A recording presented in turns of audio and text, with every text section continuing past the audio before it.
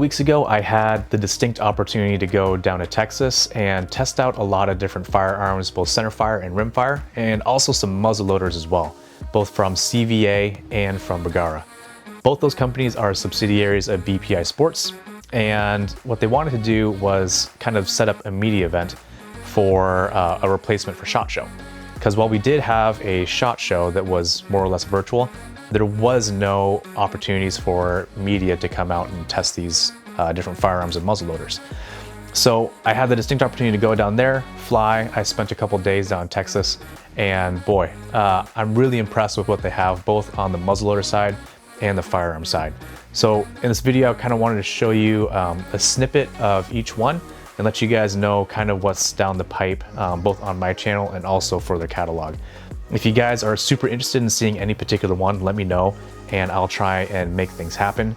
So the first thing on the menu is the muzzleloaders from CVA, both the Paramount HTR and the Acura X-Series. Tony does a really good job at explaining all the design features and the pros of these series, and so I'm just gonna let him take it away. And here on this station right now, we're running the new Paramount HTR. This is the 40 caliber muzzleloader for 2021. I'm gonna load this guy up here. This is a media event here. So we have some very special media guys here from all over the great country right now. And like I said, we're running everything right now, start off at 400 yards. And I know that's kind of hard. If you don't know the Paramount stuff, if you don't know the 40 caliber stuff, when I say we're running 400 yards, I know that's hard to consume, but we are starting off at 400 yards. This gun, muzzle velocity with a 225 grain power belt ELR. That's the bullet we're running right there. That bullet leaves the muzzle at 2,750 feet per second. And I know if you guys are a muzzleloader hunter, you think that's hard to achieve, because typical muzzleloaders in typical fashion run about 1,850 feet per second. But this guy here is a screamer at 2,700 feet per second. Another thing to mention on this thing here, the guy right here at 400 yards has about 1,700 foot-pounds of kinetic energy, which is a ton. So it is very accurate, sub-MOA at 400, but very effective on animals at 400 also.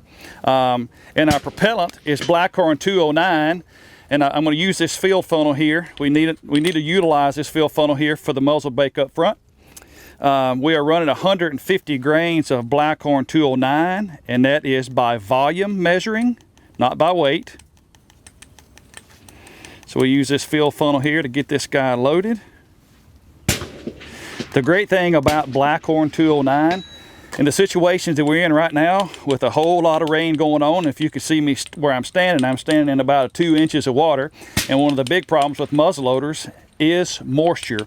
The upside of Blackhorn 209, other than it being super clean, it is not hydroscopic, meaning it does not absorb moisture. And if you're from the South, you know we always have a lot of humidity, which is a big problem. And with the moisture we have in the air right now, typically is very bad for muzzleloading. But the Blackhorn 209 makes it very effective to shoot in a wet condition. Now, if you notice, there's one thing missing on this gun here. There's no ramrod. We have taken some of the technology out from long-range shooters using a free-floating barrel. And if you've been into muzzleloading for a long time, that you know ramrods have always been attached to the bottom of the barrel like that, which you know is not a free-floating barrel. This also helps us achieve accuracy at long range. Now, one thing you notice here, if you also have been a muzzleloading shooter and you shooting or have shot sabot projectiles, you know that typically they're very hard to push down the barrel. One thing that we are proud of here in all of our power belt bullets and the whole line of series, whether it's 40, 45, or 50 caliber, we pride ourselves in these bullets being very easy to load. A sabot projectile takes about 65 or 70 pounds of pressure to seat the bullet. This one here, of course, I can do it with one finger. This is 18 pounds or downward pressure to seat that bullet against the powder charge. So once you push it down, old school ways is you push it down and you kind of tap on it.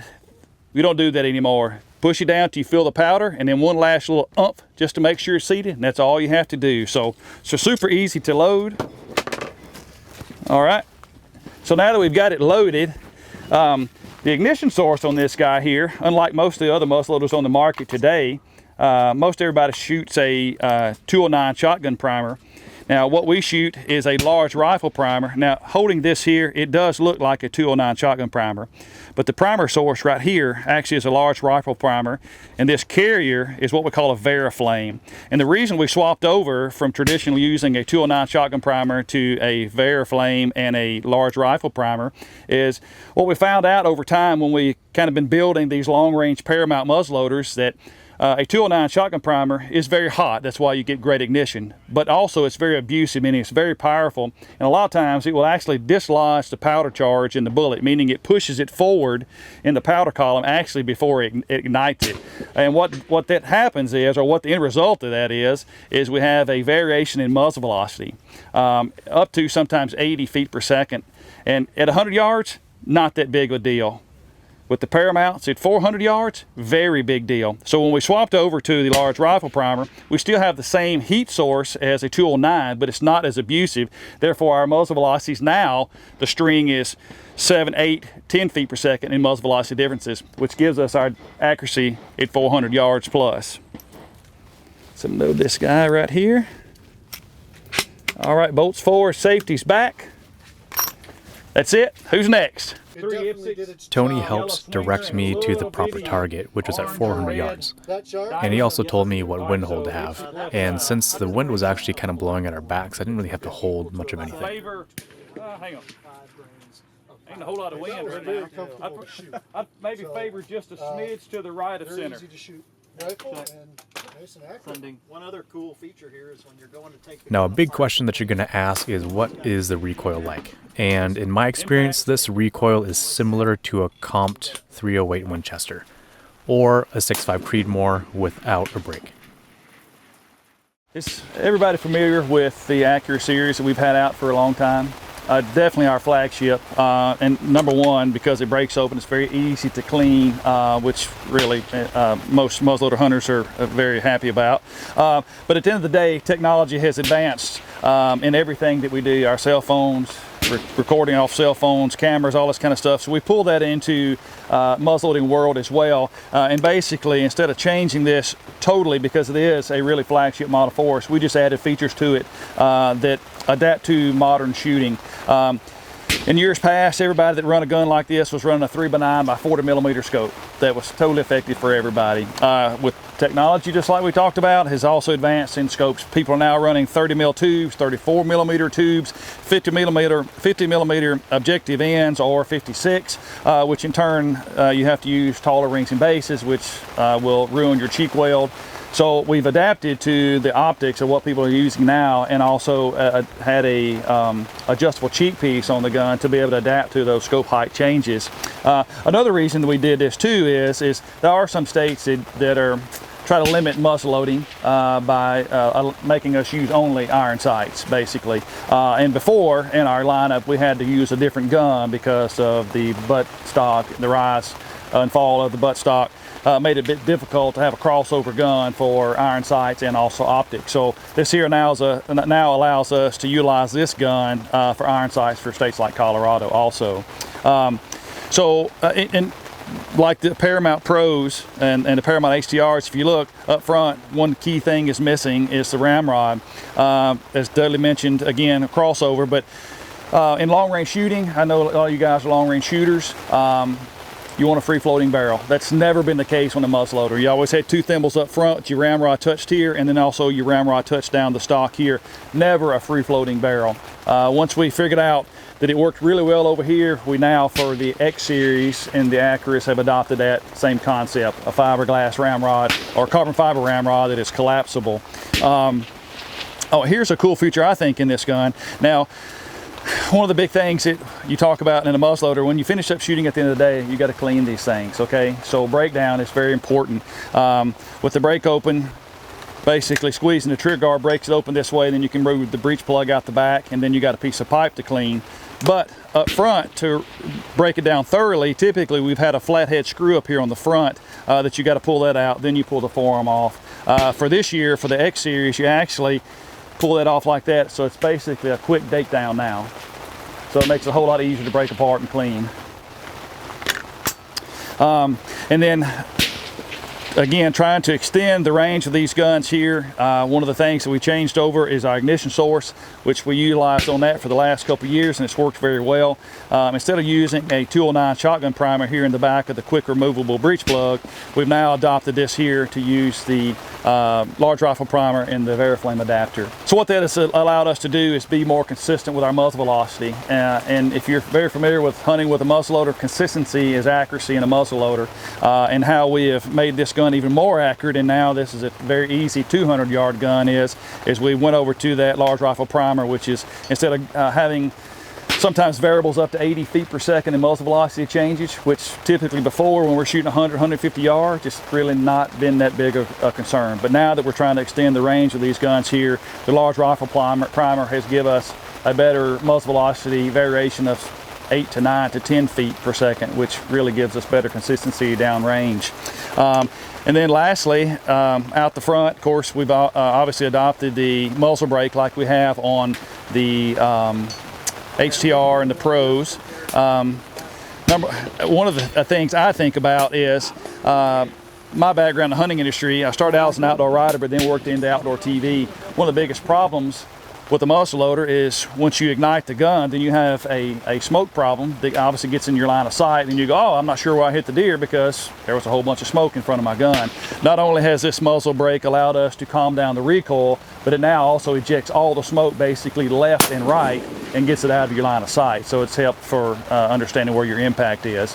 So a couple different advancements on that.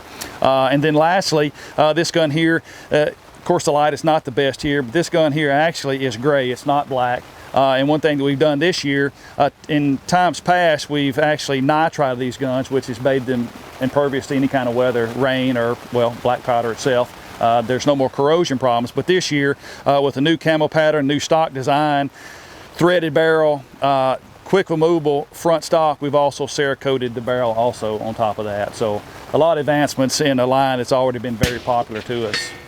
More primer just to make sure. The Acura X-Series rocks. This is a pretty inexpensive muzzleloader that's very capable. There was a lot of different shooters on this rifle, and we all grouped in the same spot right on the kill zone of the steel. I saw a little high. And next we have a centerfire rifle from CVA. This is a really cool addition to their line already. So they already had the Cascade, but this is a Cascade SB, standing for short barrel. And so it takes their most popular calibers, shrinks it down to a scout size rifle, and boy, is the bolt smooth, and we were able to hit targets out to 400 yards easily. And that's just what the dope that we had. So if you spend a little bit more time, maybe had a ballistic calculator for everything and had the muzzle velocities great, you could probably take this out to 800,000 yards. That's a cool target. Right? This little rifle actually became my second favorite firearm that I shot all day, which is surprising because the #1 spot was taken by a rifle that cost almost 4 times as much.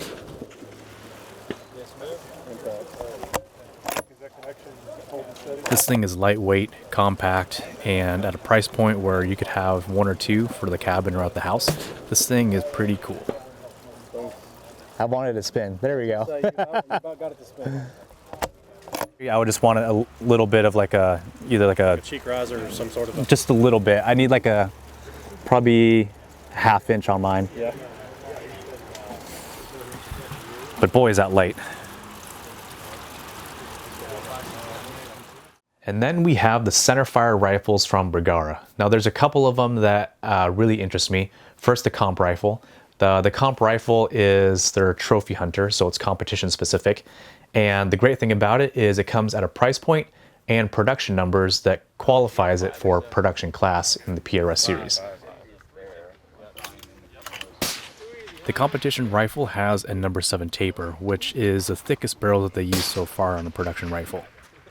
The Masterpiece Arms chassis is fully adjustable, and it has an Arca Swiss rail integrated into the forend, which is really nice because that's one of the main things that competition guys end up adding anyway. To the right. And we shot this thing at 400, but I wanted to stretch it out to 800 yards. We didn't have any dope on this rifle for this yardage, so we had to fly it in, which only took a few shots. I thought I saw something. It moved, it wiggled. That might be. Yeah, the wind's really kicking up down there. We had target cameras on all of the target stations, and I'll be honest with you, while they're really cool, I actually prefer using a spotting scope because you can see trace and there's no lag whatsoever.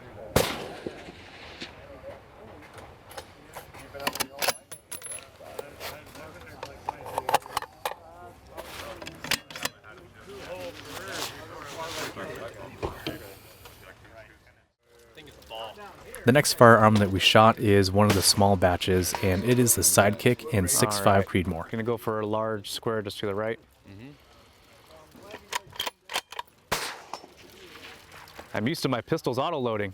A little different. When I first saw it, I was kind of curious about why they would do something like that, because it just looked weird. But after shooting it, it actually really started to grow on me.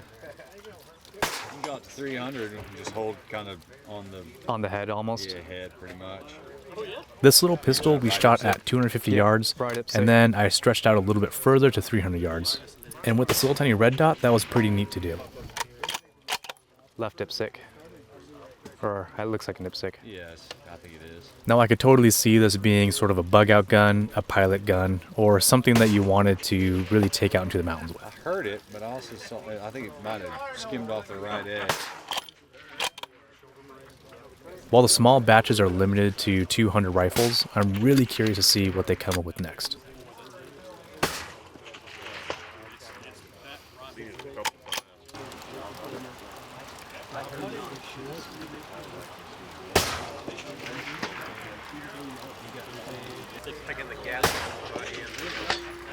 That is kind of cool.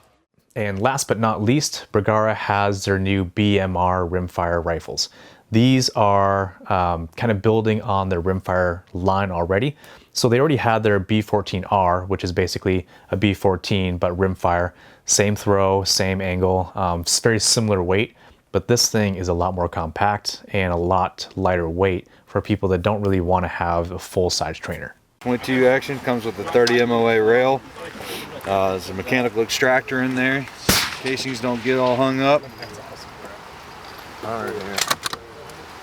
It'll come with a 5 and a 10 round mag. 5 and a 10? That's all right. Yes, sir. Yeah, if I can just get a shot, taking. Yeah, great score.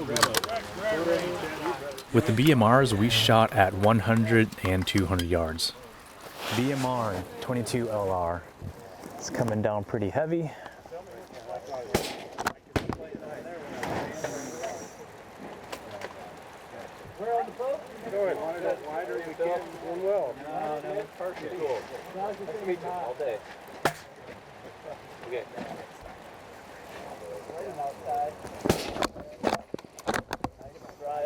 The mechanical extractor got some getting used to because I'm really used to working the bolt fast. Got long shot kicks, so you can watch what's going on. Okay. You don't need to go check our. You're only making 300.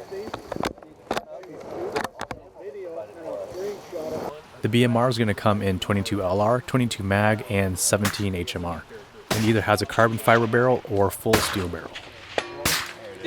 But I think the greatest thing about this is it comes at a price point that's much more attractive than the B14R, about half the cost. 22 mag.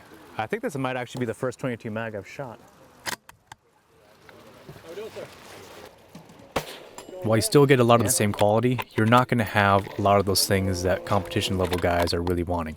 A rifle that's really heavy and stable and also mimics their centerfire rifle.